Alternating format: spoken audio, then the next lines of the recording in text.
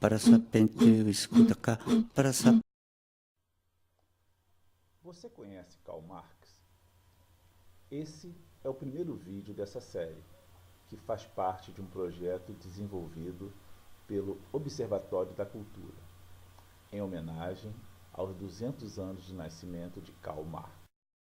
Marx foi o intelectual do século XIX que mais impactou o século XX. E mesmo agora, no século XXI, ele ressurge vigorosamente. E esse projeto de difundir o marxismo não se restringe somente em marcar essa data comemorativa, e sim suscitar uma discussão necessária, na verdade, mais do que necessária, uma discussão fundamental para a nossa sociedade.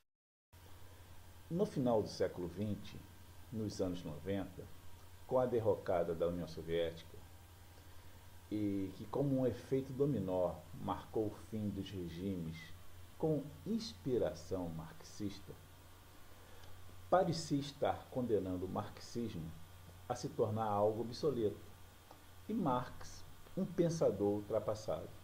Afinal, o comunismo, regime a partir dele inspirado, em pouco tempo deixaria de existir, somente subsistindo milagrosamente em Cuba, já que a China, lembrando que a Coreia do Norte é um mero satélite geopolítico chinês, a China promoveu uma série de modificações que, de certa forma, descaracterizam bastante em relação ao que foi implantado por Mao, adotando muito mais das práticas capitalistas no que se refere à economia.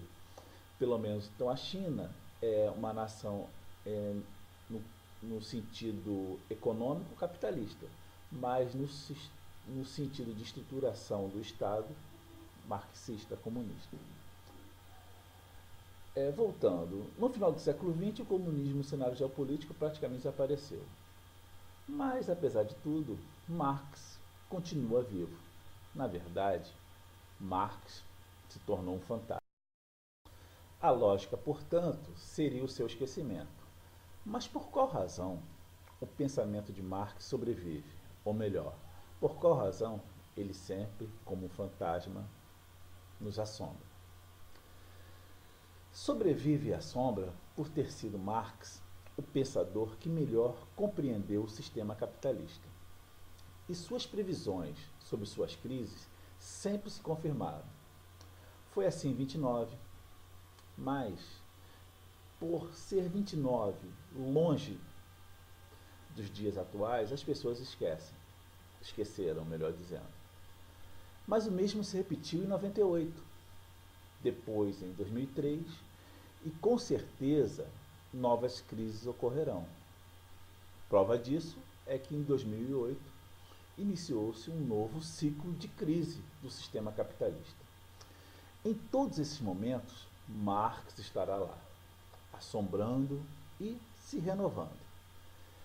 É importante frisar que, com raríssimas exceções, geralmente por questões étnico-religiosas ou patriotismos exacerbados, os grandes conflitos armados do século XX e XXI tiveram sempre como combustível principal as crises do sistema capitalista.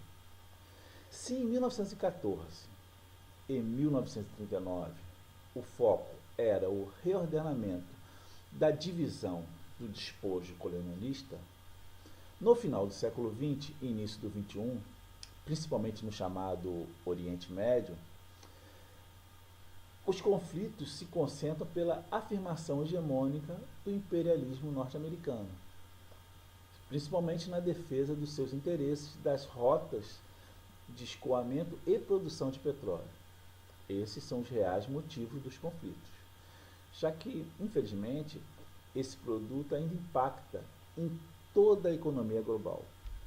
O que estou dizendo é que cabe ao capitalismo o ônus maior sobre os grandes flagelos da humanidade, a partir da modernidade falando. E só se compreende a atualidade se compreendermos a estrutura econômica a qual estamos subordinados. Só conseguimos essa compreensão em Marx. Marx foi o que melhor compreendeu que, para se manter, o sistema capitalista necessita basicamente de duas coisas. E essas duas coisas, obrigatoriamente, produzirão crise. A primeira, o sistema capitalista, para se manter, necessita de um crescimento constante. Ou seja, necessita produzir cada vez mais e mais. E essa característica levará obrigatoriamente a uma superprodução, cujo resultado todos nós sabemos: superprodução, saturação de mercado, recessão, e antes da retomada econômica é necessário que ocorra o desaquecimento econômico, desvalorização de moeda, elevação de juros, picos inflacionários, desemprego. Mas depois da terra arrasada, o sistema se autorregula. E nisso, os que defendem o capitalismo estão corretos. O problema são os custos sociais ao longo do caminho. Esse é o script: crescimento, crise, catástrofes sociais, depois crescimento. A segunda característica do sistema capitalista também contribui para que suas crises sejam cíclicas. E está no fato de que, no capitalismo, a renda sempre se concentra, em decorrência da exploração, já que são poucos os que detêm os meios de produção. Então fica óbvio que, para os que detêm os meios de produção e concentram renda, não sentirão gravemente as consequências da crise, que, repito, no sistema capitalista são inevitáveis. Se as pessoas que concentram renda e detêm os meios de produção não sentem seus efeitos, não se importam que essas crises sejam cíclicas. Portanto, em períodos de boom econômico, o sistema capitalista funciona perfeitamente, mas sempre tem um mais. Nas crises que são inevitáveis, serão os mais fragilizados economicamente que pagarão sempre a maior parte da conta. E esses não possuem recursos para reverterem o processo.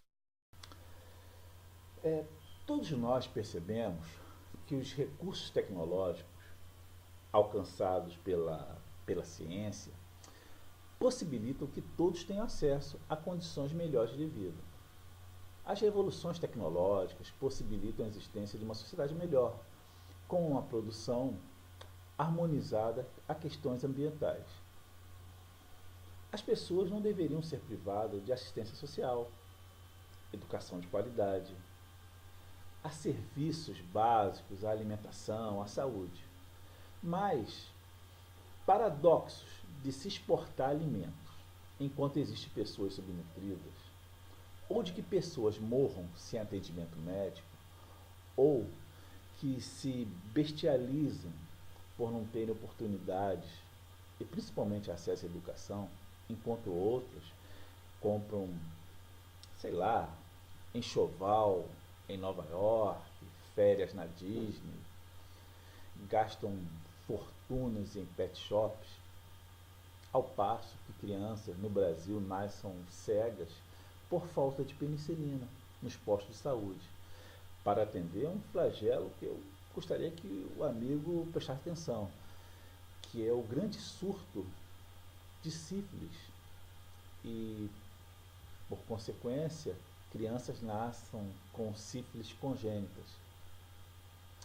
Essas contradições parecem inexplicáveis, mas não são.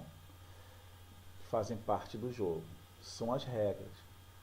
E foram analisadas há séculos por Marx. Então é isso. Marx, com certeza, não tem todas as respostas. Absolutamente, com certeza não tem. Mas são incontestáveis a solidez de seus argumentos e principalmente seus questionamentos. A coerência de quando ele aponta as falhas na sociedade, acreditando ao capitalismo como o maior responsável pelo flagelo social. O fato é, o sistema capitalista é falho, causador, concentra a renda, promove sistematicamente a exploração e devasta o meio ambiente. E mesmo que tenha possibilitado números fantásticos na produção de leite, são poucos os brasileiros que comem queijo. Por explorar, concentrar renda, destruir o meio ambiente, o sistema capitalista não é sólido.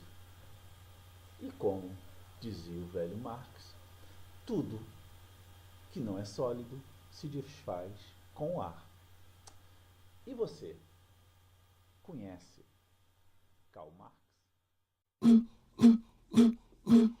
Para sapente, escuta cá, para sapente.